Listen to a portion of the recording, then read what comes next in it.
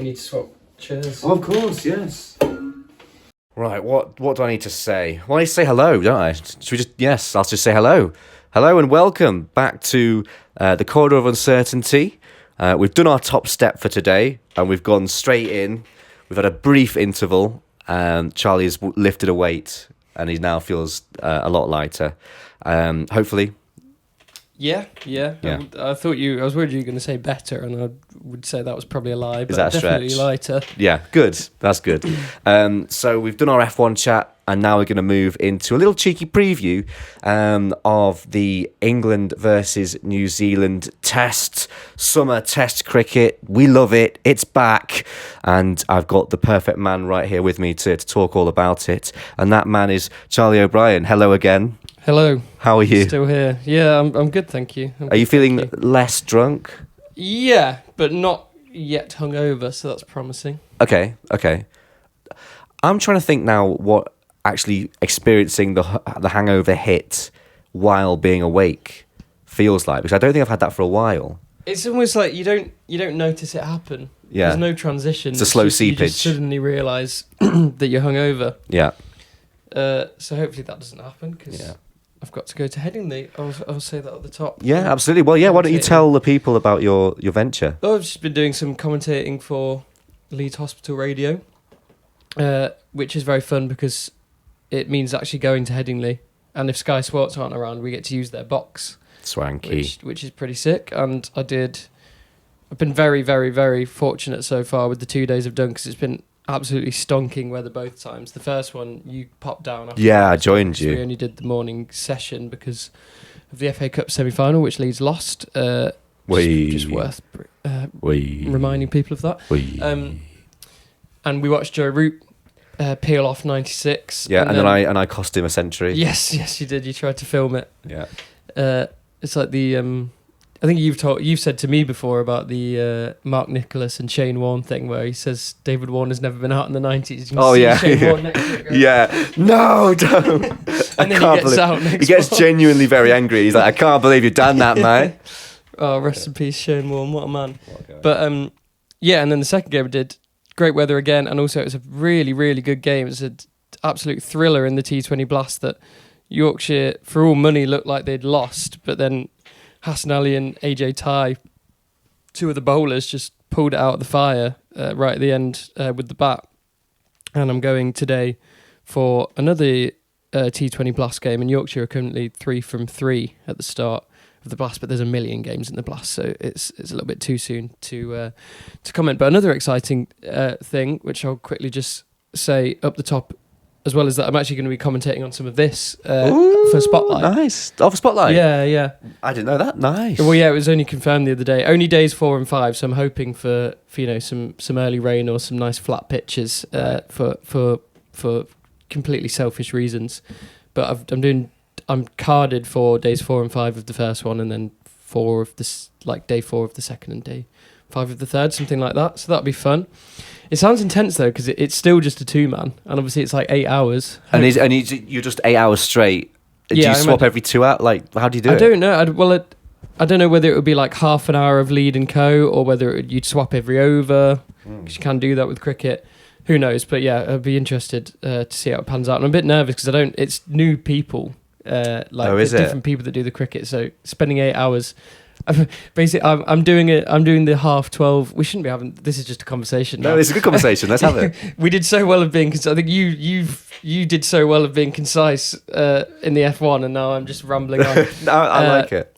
I'm doing a football commentary on some pointless friendly at half. Oh, you midnight. Put yourself down for those, did you? Yeah. I made myself unavailable. Yeah, I noticed. Well, I made myself available for 4. But I was clearly the only person who made himself available for the one that's at half midnight on a Friday night, because I got put on that with Rob. Of course it's Rob. He loves punishment. Yeah. But he said he's going to train me up on lead, because apparently the guy, like that night, because apparently then 2 days later I'm in doing the cricket, and the guy I'm on with, he said he doesn't do technology categorically. So you have to learn. Yeah. You have to learn. Yeah. So it might be a bit of a baptism of fire, but nice. We'll see how that goes. Well done. Yes.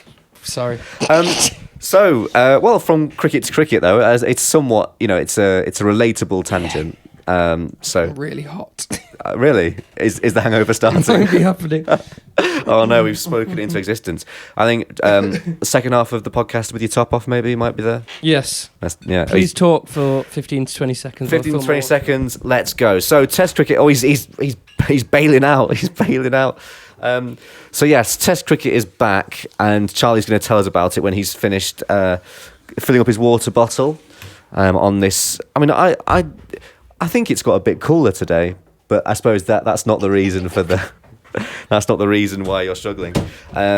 So Charlie, now you're in fine fettle. It's terrible stalling, by the way. Yeah, well, I don't know what to say because I felt like I'd done my stalling, and all I have to say is Test cricket is back. Can you tell us about it, please, Charlie? Yeah, it's back. It was actually away just completely for ages.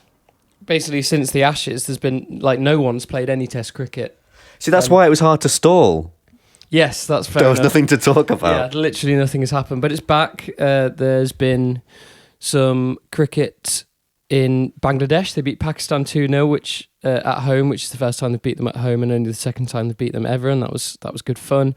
There's also been a New Zealand-Ireland one-off test match, which we will touch on in a little bit, but obviously for us, this is the big one. Test cricket back in England. I was very excited because if I'm completely honest, and I probably shouldn't be this honest, but I've not watched a ball of the IPL this season. It's just really not grabbed me at all. I think I was at the pub with Holly the other day and it was on behind her, so I did keep flicking up and looking, but I just find it scores have just kind of skyrocketed in recent years, and it's just kind of lost all meaning, especially because, I think teams have really cracked how to score 250 in a first innings, but they haven't cracked how to chase 250. So often you see a team just fall in a heap because you have to keep the foot on the pedal, and that's what happened in the game that I sort of watched a bit of the other day. They were chasing 250 and they were 6 down in the power play.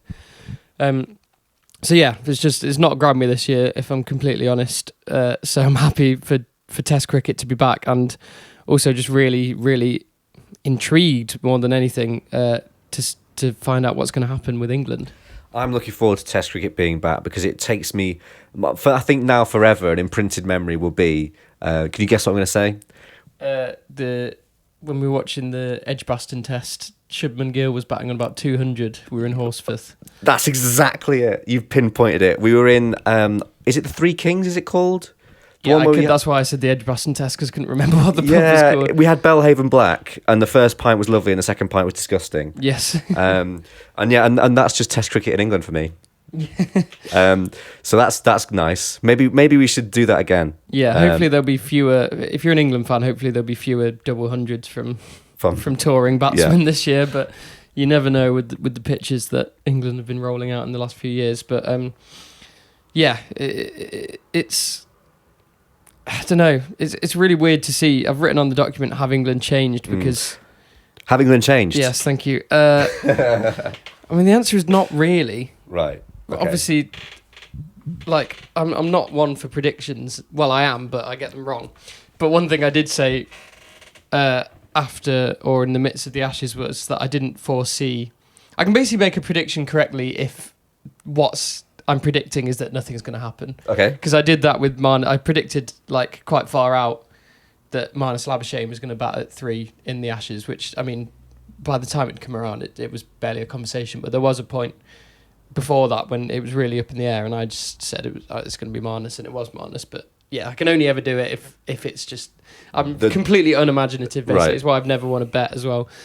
But yeah, so I didn't think there was going to be much change. But it is really quite remarkable how similar everything is. Stokes still captain, McCullum still coach, Key still in there, still kind of like a rotating cast of coaches in the background, which will annoy lots of fans. But yeah, it's a strange one because there was such fallout from the Ashes, and it seems like not much has changed. I don't mind it because I like Stokes. I don't mind it. Yeah, thank you. I don't mind it because I like Stokes and McCullum a lot, but it does feel like maybe they might end up having quite a short rope, really, if it doesn't go well. The coaches in particular is disappointing, I think, because one of the main things that was annoying people was that they didn't actually have full-time coaches, and there wasn't enough coaches. But by the sounds of it, they're employing more coaches, but it's still on an ad hoc basis. Probably the most interesting one is actually Sarah Taylor, is the fielding coach, and she's, I believe, the first woman to coach any England men's team in any sport, in any capacity. I was taught a phrase yesterday by someone that I was on a shift with at work who was shadowing me, and she said, "Okay, gag," which I thought that meant, are you? Is this a blowjob situation? Like, what's going on here? You shouldn't go there. But it's not. No, it doesn't mean that. It's like, yes, girl. Yeah. Well, I guess it comes from like shocking them, like it's like I'm I'm speechless, so I'm gagged. Mm-hmm. Okay, gag. And apparently there's one that's like wigs. Because apparently Katy Perry had a chat with someone and they liked each other's wigs and just kept saying wigs. And apparently that's stuck now. Okay. So I'm going to say gag wigs for Sarah Taylor. There you go. And then the only other massive change is there's a new selector, Marcus North, and he's Australian, so that's quite contentious. But I think the phrase that's been bandied around by people who knew him at Durham was that basically he's about as an English as an Australian can be. Okay. Because he played for 6 different counties. He was the director of cricket at Durham for many years, and his wife's English, and he's lived here for a long time, and he knows the game Honorary. Inside and out. And I think it seems like a good move from the outside. Darren Gough, actually, Yorkshire's very own, went on some crazy tirade against him, basically saying he shouldn't have got the job. Oh God. What, Yorkshire cricket people being against the idea of someone outside of this country? Yeah, it's shocking. Shocking. But yeah, that sounds good, and it aligns with their pledge to pay a little bit more attention to what's going on in county cricket, and then I think as does the squad as well. As does the squad. Not Asda, not Asda. No, Asda is not in the squad. I immediately just went to, oh, wow, that's an interesting selection call. Favourite supermarket? Not Asda. That's why I thought it would be an intriguing call. Yeah. I think in the winter, Sainsbury's, and non-winter, Tesco's. Terrible picks. But yeah, the squads are out. So I'd just like to address... There are some nice Morrisons in the Leeds area. Yeah, I'm an Aldi man personally, but I do like Morrisons. I hate Tesco, and Really? I don't like Sainsbury's. Very interesting. This is squads out. We did so well in the first one. Yeah, it's like we have to get it out somewhere. Yeah. The squads are out, and I'm just trying to find it. I'd like to just address the fact that I predicted a lineup, and there were only 4. Did we write it down? Did you write it down? I know what it was. Okay. There were only 4 places in contention, and I've got 3 of them wrong. Gay is in. Well, yeah, but that's the first one, and I take absolutely no blame for this, because while we were recording the sort of county cricket roundup England Watch episode about a month ago, and I was saying it's between Gay and McKinney, I'm going to go with McKinney because I know I've heard him spoken about for longer as being close to a call-up, and he's more Zach Crawley-like and a bit more aggressive. But they both got 100 at that point, so I said, if one of them goes on a bit of a tear, then it'll be them. As we were saying that, he was scoring a unbeaten match-winning century against James Anderson's Lancashire. Cue the BBC Sport article about how he has to be in the team. Literally the next day. So he's in, and he's got another 100 and another couple of 50s since then. So that's really exciting. He sounds... Don't know loads about him. I've listened to him in an interview. I've not watched loads of him play, but he seems like he's ready for Test cricket. He seems like a cool character. He's got a swagger about him, which apparently Andrew Flintoff told him to keep that swagger. I think he'll look very cool as a Test cricketer. That's what we like to see. He's a very stylish player by all accounts. Whether he's technically up for Test cricket or ready for Test cricket, that's the kind of thing that you just sort of have to get thrown in to find out. If you have a weakness, which by all accounts it sounds like he has a couple because, he's a human being, then the New Zealand fast bowlers will find it and they will pepper you. But it's good that Zach Crawley's out of the firing line because he just got absolutely obliterated by Matt Henry last time we played New Zealand. So I'd definitely back Gay to do a little bit better than he did. Then the next one I got wrong was the Ollie Robinson call. They've got Ollie Robinson back in. Very interesting. Which I think is... I quite like that. Yeah, no, it's definitely the right call. It's interesting because he's been all right this season. He's captain Sussex and they're doing well, but like he's not like sort of demanded selection by any means. So it kind of suggests that this was more like them just accepting the fact that he is the best around and rebuilding those bridges. I think you'll like Ollie Robinson, because he's a prick. Yeah, well, you explained him to me in the Headingley Stadium actually when we watched him play, didn't we? And you were telling me about how he's various misdemeanors and how he's a bit of a knobhead, and I just thought, I like the sound of this guy. Yeah, no, I obviously haven't met him and I haven't spoken to him, and he might be a nice guy, but he's got himself in some trouble in the past. But it's really interesting. England wanted that fiery bowling attack in terms of pace, and they got it. They got what they asked for, but basically unintentionally, it became clear across the course of the Ashes that it was actually a very timid group of people. Right. Even though they can bowl wheels, like they're all quite insular. They're not talk. Chatty.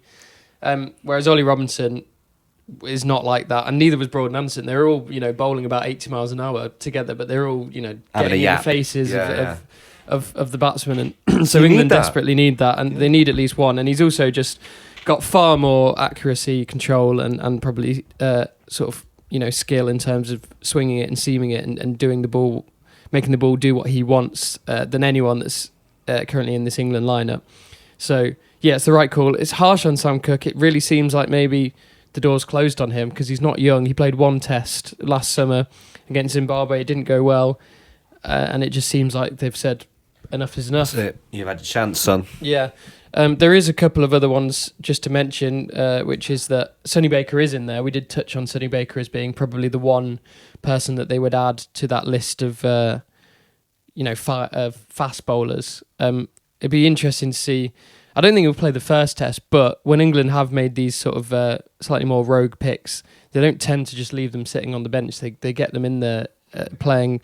Obviously, with Jacob Bethel, that was an injury, but that happened. They picked Josh Hull out of nowhere, and then they gave him a test at the end of a series. The same with Rayan Ahmed. They gave him a test when he was 18, and obviously they picked Bashir out of nowhere and made him their first choice spinner. So I don't think that Sonny Baker is in there, just to make up the numbers at all. And maybe it's not even fair to call it a rogue pick because he's actually been in really, really good form in the county championship. So it's nice to see that rewarded. And then Matthew Fisher. He feels like he is just the backup Matthew Fisher because, again, he's not had a particularly great start to the season. He's not got, fantastic stats since moving to Surrey. He's played one test before pre-Bazball. It was in the last series before Bazball, and didn't set the world alight. But it was a completely dead pitch. I don't think we'll see Fisher play unless people start to drop out. But it's still interesting to see that he's preferred over a Cook or a Matthew Potts, and I almost think that that's why it seems like he's the backup pick in the squad, because I do think that if you were picking someone to start the first test, if you'd you decided against Ollie Robinson, I think it would be England would dispute this, but I think you would be picking between Cook and Potts for that role. And I think the fact that they don't want to play either of those people, they're like, well, we'll just leave them in county cricket and we'll call up Fisher because he's a little bit younger, I believe. He's definitely younger than Cook. And then the other one I got wrong was the spin, and I just had no idea where they were going to go with this one, and they've actually just stuck to their guns. Bashir is back. Is it back? Bashir is back. But also Rayan Ahmed's in there, which is interesting. It's not the first time they've done this recently. When last time they played New Zealand, when they went to New Zealand, they picked 3 spinners. And it's like, you're only ever going to play one of these people, if that. So why are they all there? It was almost as if like they just couldn't decide because none of them were really stellar options. There's been chat from those more qualified than myself, basically saying that they think it might be a bit of a horses for courses thing, which like is a phrase people like in cricket, basically saying that, depending on how they'll have a look at the pitch on day one, probably. That's another thing. I'd be really interested to see if one of the things that does bite the dust is England naming their team 2 days out of a test match. I do think maybe they'll stop doing that now. And I think specifically for the spin thing, I think they'll want to have a look at the pitch at Lords and decide they might even not want to play a spinner at all. But if they do, I would like it to be Rain Ahmed because he's Leicestershire, but also, we've seen Bashir. It would be different if he was a controlling bowler who could keep a lid on things but didn't take any wickets. Because Rain Ahmed's your leg spinner, so he's probably not going to be able to keep a lid on things, but he will take wickets. But Bashir has been that kind of bowler anyway, even though he's a finger spinner, and he can't bat and he can't field. Yeah. So I think in a series where both teams, to be honest, are unlikely to bowl much spin at all, just get Rain Ahmed in there. So you've written on this document that you're not going to try and predict the lineup. Do you want to try and predict the lineup? No. No, not really. Well, because it's all just dependent on fitness now with the bowlers. I still think that, Robinson, Tongue and Atkinson, that is the first choice attack until Archer's back. So if they're fit, it will be that, I imagine, unless they just completely go random and throw Baker in there. But as I say, I think we probably will see him, but I don't think straight away. The only one that I got right, which is the one that was obvious, is that Jamie Smith will be taking the gloves. I imagine, even though James Rew is in there, and I did, to be fair, say that I didn't think they were going to try and squeeze James Rew in. I just thought that he was going to be batting cover, and that does seem like it's going to be correct. Jamie Smith has gone on an awful run of form since we made the podcast talking about how well he'd started the season, including getting bowled by Harry Brook in an innings defeat to Yorkshire at Headingley, which is worrying for a couple of reasons, because it seemed that the issue he had with his technique around being bowled, which he seemed like he'd got a lid on. If Harry Brook's bowling 60 miles an hour and getting you out bowled, then it probably suggests that you haven't got a lid on it. But also, I don't know, I think it was a very different type of dismissal, but I think hearing that Jamie Smith has been dismissed by a batsman who likes to pretend that he bowls, it will make people wake up in cold sweats thinking about that Marnus Labuschagne dismissal towards the end of the Ashes, which was absolutely horrific. So I do think that Jamie Smith, he's still the incumbent, but I don't think he's got too much rope, to be honest, especially because it seems like there's nowhere to put James Rew in the team other than to keep wickets. So Smith, he really needs a good series, and Rew, incidentally, everyone thought that he was going to play that first test because Jacob Bethell had to come home from the IPL with a finger injury. Turns out he's fine, so he'll sit this one out, but I do think he's banging down the door, and James Smith should be a little bit worried. Interesting. So we've touched on England there. Should we have a look at New Zealand? Because the words you've used in this lovely doc is that they are looking menacing at the moment. So should we size them up? What are you expecting from the tourists? Yeah, so the squad, first of all, I mean, this won't mean too much to you, but it's Latham, Blundell, Conway, Folkes, Henry, Jameson, Mitchell, Nichols, O'Rourke, Phillips, Ravindra, Santner, Ben Sears as a travelling reserve, Smith, Tickner, Williamson and Will Young. And that's really, really strong, to be honest. It's actually made me quite nervous just reading it. It's a really good team. They've got their big guns back because Kane Williamson, who's their best batsman of all time, doesn't have a central contract with them anymore, so he kind of like dips in and out. But I think him and a couple of others with a big year of Test cricket ahead for New Zealand, I think 14 tests in a year, they've sort of come forward and all said that they would probably consider signing central contracts for this year to play all the tests. Nice. Which is great, it's what we want to see. But yeah, Williamson's back in, which is massive. They've got so many good batsmen. Mitchell and Blundell were an absolute nightmare for England last time they toured. Rachin Ravindra in that time has come through and looks like being an absolute world beater. The bowling attack is as strong as ever. Well, you wouldn't say as strong as ever, because about 5 years ago they had their best bowling attack ever in Bolt, Southey, Wagner, Jameson and Matt Henry. And I think I've forgotten someone there.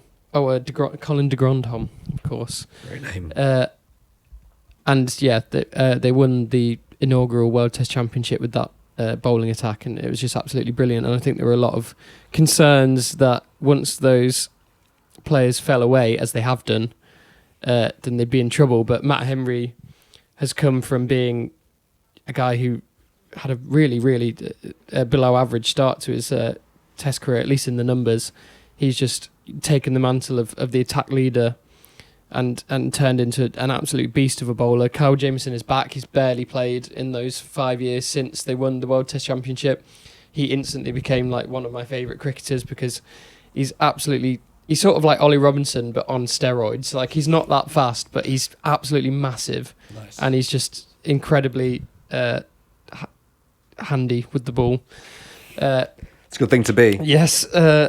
The only other thing really to touch on is that Mitch Santner is back because he was injured, and he's their sort of spin bowler / all-rounder. Again, I think it'll be on a case-by-case basis whether New Zealand actually want to play him. But it's good to have the option. And then the only other thing, when I say they're looking menacing, it's because they just absolutely rollocked Ireland in what should have been a 4-day test. It was a 3-day test because they won it in 3 days by an innings and 79 runs. They were in a little bit of trouble in the first innings. They fell to 86 for 4. And then by the time the 5th wicket fell, they had 303 because Ravindra and Blundell both turned up. And then Foxcroft. This is just like the most New Zealand thing ever. They are like the exact opposite of England in selection, where like they'll just pluck some. If they ever need someone to do a job, it would just be like, well, he's the next guy in domestic cricket, we'll take him. And he can do it. I told you about it in the World Cup because they had that just random all-rounder playing that had never really played for them before. He's like 34. He's doing really well.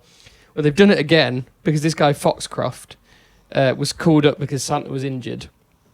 He scored 98, and now Santa's back and they've sent him home. Really? Yeah. Wow. So, poor guy. Yeah. But we did all he could. Yeah. But yeah, and then Ireland just fell apart. Obviously, it's tough for Ireland because they play so little Test cricket to compete. But you know, it's good for New Zealand that it was such a consummate victory. And that's the other thing I just wanted to say about New Zealand. I think I've said this to you before because you asked me to describe them just a little bit, like what they're about in terms of cricket. And obviously they got quite far in the World Cup, as they always do. They got to the final, didn't they? Yeah. And I just said that they have, you know, a lower floor than England, but maybe a lower ceiling as well. Yeah. Which is probably completely unfair on them, and they've probably even got a higher ceiling. But I just think, you know, they're so drilled and professional. They're such great fielders. They're just everything that England aren't really.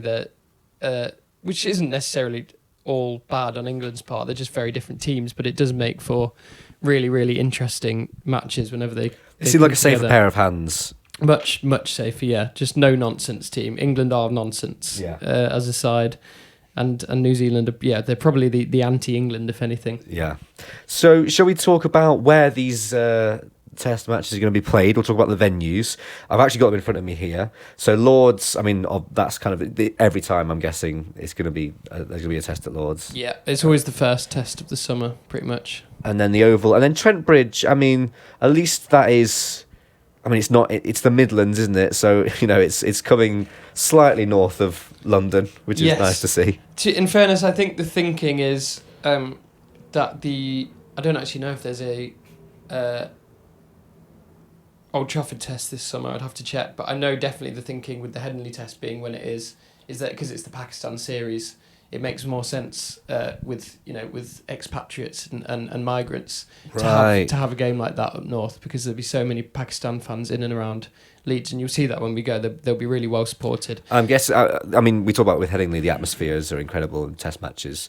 Will that have something to do with it as well? You know, because Pakistan are going to be quite partisan. You know, they've got good fans and stuff like that. I think it's just that I think they think it makes sense to have Pakistan test in Headingley, and I agree. And maybe this one where there'll be less New Zealand fans, of course, and the ones that are making the trip literally all the way across the world will probably just want to come to London, and then it's just hop on the train to Nottingham for one test. In terms of the venues themselves, it just really depends on what kind of pitches they're going to roll out. Again, this might be something that they're thinking of rolling back a little bit, which is just how flat they've made the wickets, and I do think it's been to England's detriment as a team overall, even if it made for some very thrilling match. Well, can you call it a thrilling match? It's weird. Like the India series, they all went to the last day, and they were all fantastic cricket matches, and it was a great dramatic series. But there were also periods within that were just really, really dull because of the pitches. They all grew to like a brilliant crescendo,